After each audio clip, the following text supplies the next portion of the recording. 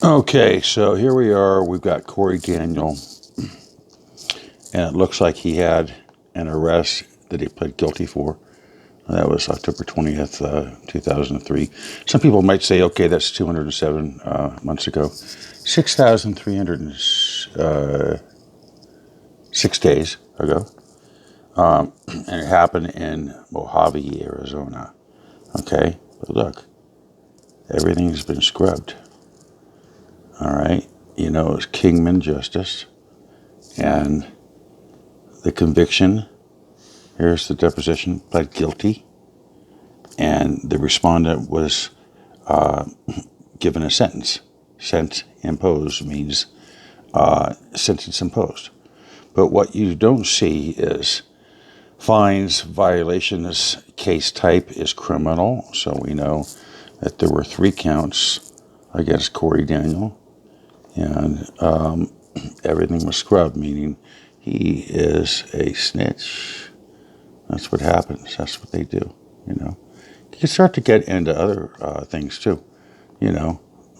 I can get into Corey's personal stuff, okay? Let's take a look at public records. He's got judgments, okay? Here's a filing type. And it's out of Oakland, and he uses Corey G. Daniels. That's pretty interesting. Also uses Corey Y. Daniels. So he's got, you know, different things going on. Here's filing. We get into, there's Corey Y, as you can see. And so this guy's a trickster, all right? And we're going to get into the bank stuff right now. Corey owes about $1 million to the banks. Why? Well, he's admitted on one of his streams that he was under investigation by the Alcohol, Tobacco, and Firearms office, the ATF. That's a pretty serious office, and they're ultimately overseen by, the DOD, because it has everything to do with arms.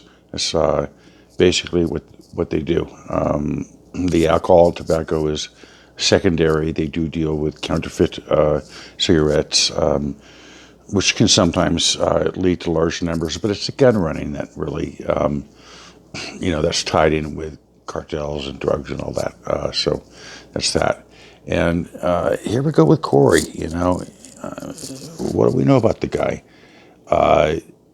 We know it's Corey Michael Daniel, and we know that, interesting enough, Corey created a Twitter account days after Cappy died and contacted me for an interview. Very interesting. So we already know that Corey was in the vicinity of Isaac Cappy when he died. We know he's got a criminal record. He pled guilty to 3 counts. Now, people can look at me and say, hey, Thomas, don't you have something from 2010? Yes, I do. I certainly do. And guess what? I wear it as a badge of honor because I was set up by a confidential informant, very much like what I believe Corey Daniel is. And I was investigating corruption in a small town. So damn right I do. And I have no problem with that. But here's where it gets very interesting. So, as great researchers like Steve Outram and Titus Frost have mentioned before, and as Julio is doing right now with All American Cartel, Isaac's death was very strange. He leapt to his death, and the fall would not have killed him. I think it was 21, 22 feet, and he was run over by a truck. There was some people who said that cardboard was placed over the body before it was run over, and it seemed weird. He had made a Periscope days earlier, where he obviously was under duress, and he was obviously signaling, telegraphing to his audience that something was up. Now, I personally believe that somebody wanted something from him. He didn't want to give it up, and They ended up trying to kidnap him with the threat that they were going to cut him up into pieces. And so when he took that leap, it wasn't a leap to die, it was a leap to survive. And then we get into the weird stuff. Here it is. It's May 20th, 2019. All right. And there's Corey Daniel on Right Wing Watch. And what he's saying is it's a ritual killing. All right. So not only is the same guy who's in the exact vicinity when Isaac Kappy dies, he has already developed a theory, and the theory is developed on pi. He says, this is Corey Daniel, he died 7:22 in the morning. If you invert 722 to 22 over 7, you know what you get? That's the fractional approximation of pi, 3.14. And he's right. So you have a lot of mathematical and symbolical shenanigans going on here. Pretty interesting that he would want to bring that up, and that Daniel then said he was going to start to demand an investigation into Kappy's supposed suspicious death, and he's gone back and forth. This is what he's done. He has said at times, oh no, it's obviously a suicide, and then he's changed his mind and said it's a murder. And his best buddy in all this is Kelly Giannini. Kelly Giannini, interesting character, likes to accentuate her posts with red exclamation points and red question marks. And she seems extremely animated for someone who barely knew Kappy.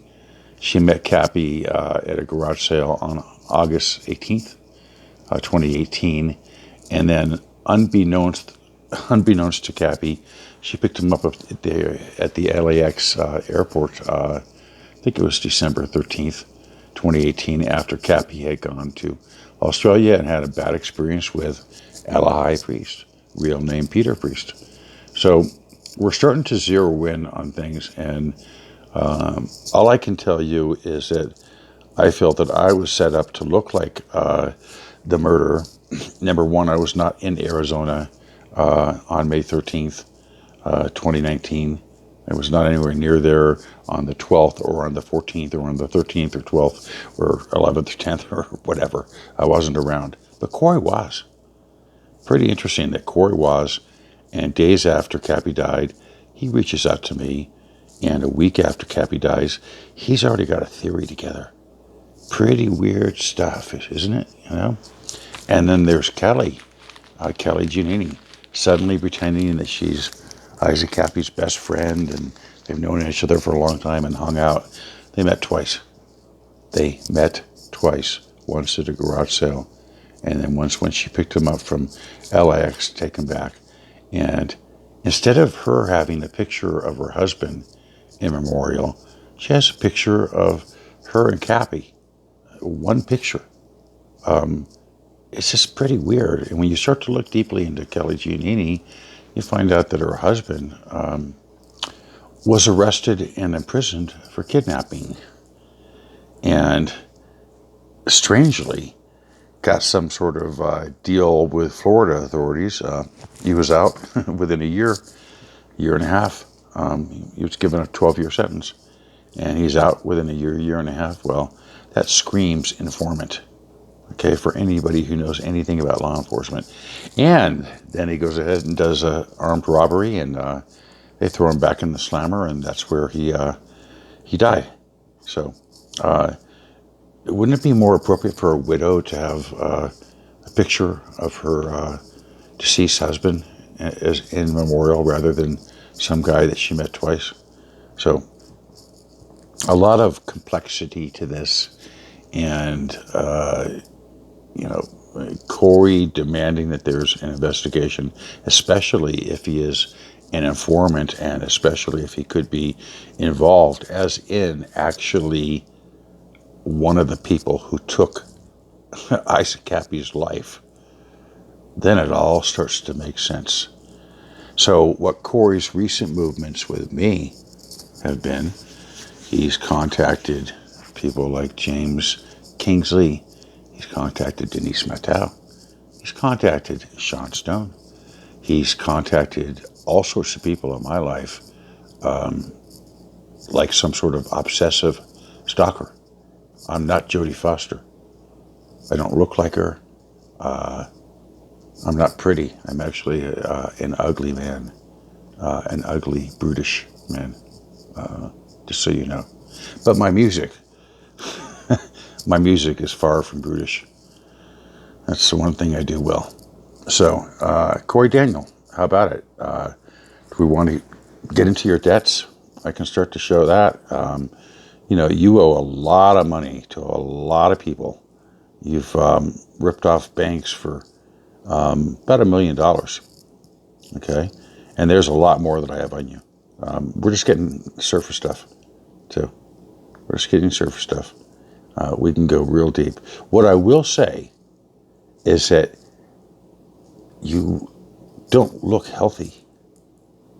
You don't look like a guy who is either physically or mentally healthy, too. I know that you used to be a guy who would go out on hikes and exercise. I did 2 miles today.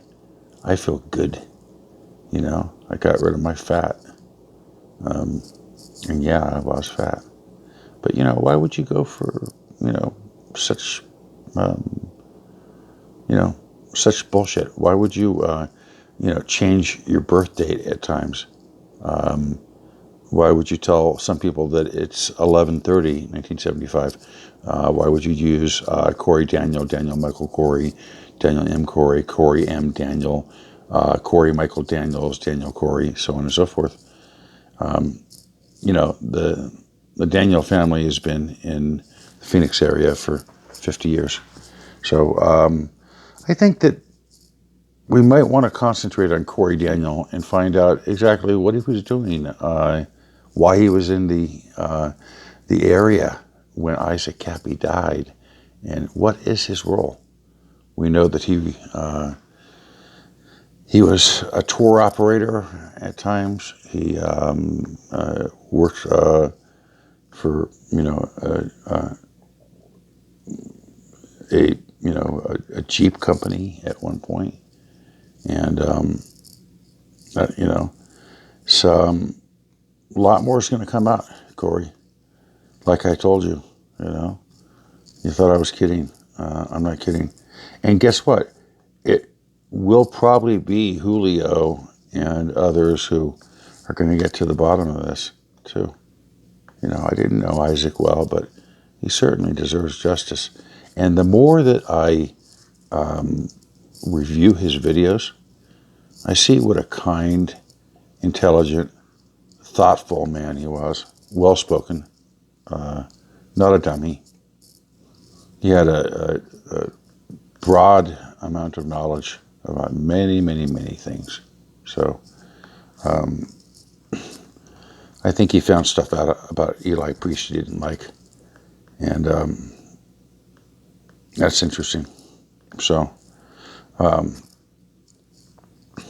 I'm starting to look into Scott Morrison and that whole Australian scene. But all I can tell you is my main focus right now is, why is Corey Daniels sweating? Why are you sweating?